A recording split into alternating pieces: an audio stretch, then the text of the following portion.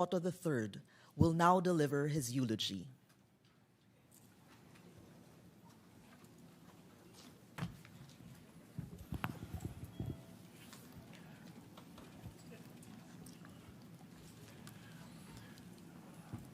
This day, we not only mourn, but celebrate the life and accomplishments of Mano Johnny. He leaves behind a legacy that not only reverberates and echoes through these walls, but throughout our nation. On behalf of the Philippine Senate and on behalf of my own family, I convey our sincerest and deepest sympathies and condolences to the family of the Juan Ponce Enrile of Philippine history and politics and law.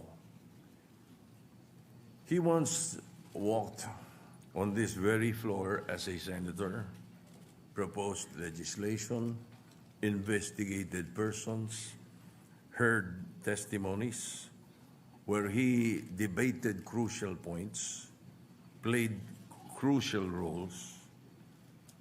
He likewise climbed that center chair as president of this chamber, presided over an impeachment trial, clashed words with fellow senators, shook hands with confirmed appointments of the President's cabinet, including the cabinet of President Gloria Macapagal-Arroyo.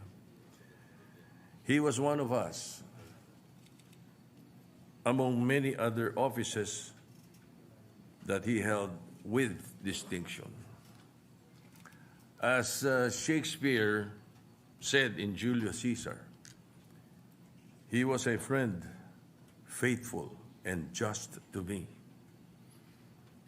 More than that, he was a man who knew the cost of being a public servant. Its impossible choices, its burdens, and frankly, its loneliness.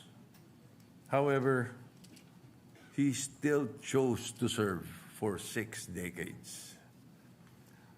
Juan Ponce Enrile's public service record covers 8 presidencies, as mentioned, from Ferdinand Edralin Marcos in 1968 to Ferdinand Romualdez Marcos in 2025. It was a roller coaster ride in tandem with the history of the Philippines, with high and low points, with choices and chances taken, and through it all, reaching the finish line in the ripe age of 103. Akala nyo, 101, no? 103. We met around the mid-70s when he was Minister of National Defense through my best friend and bowling buddy, Armando Ponce Enrile, his youngest brother. He was a dear friend, Paring Toti, who introduced me, who incidentally went ahead of him a few days ago. And I now recall why Katrina and I were talking just a few days ago while Mano Johnny was in the ICU. It's because of Toti, Paring Toti.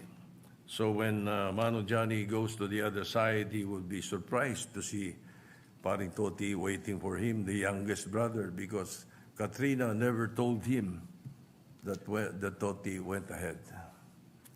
Malamang sasabihin ni Paring Johnny, anong ginagawa mo rito? Nauna ka pa sa akin.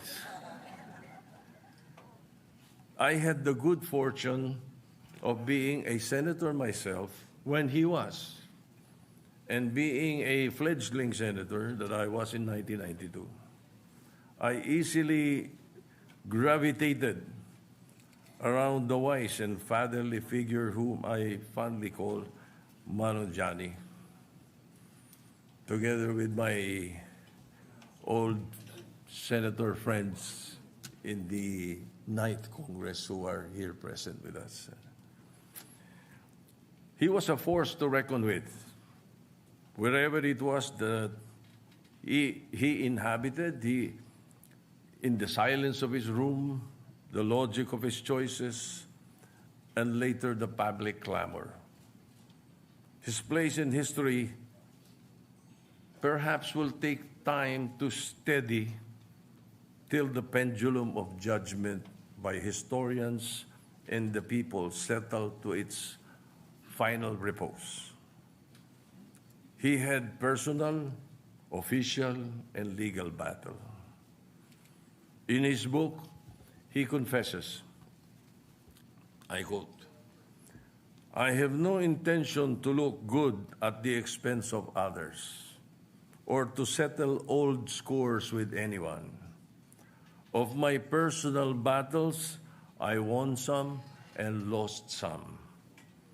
My survival over the vicissitudes of life, over injustice, cruelty, and my successes, great or small, I can only attribute to God and guts." End of quote. Paalam Manu Johnny, our dear friend, my dear friend, JPE, my president, we love you. Alam namin, happy ka.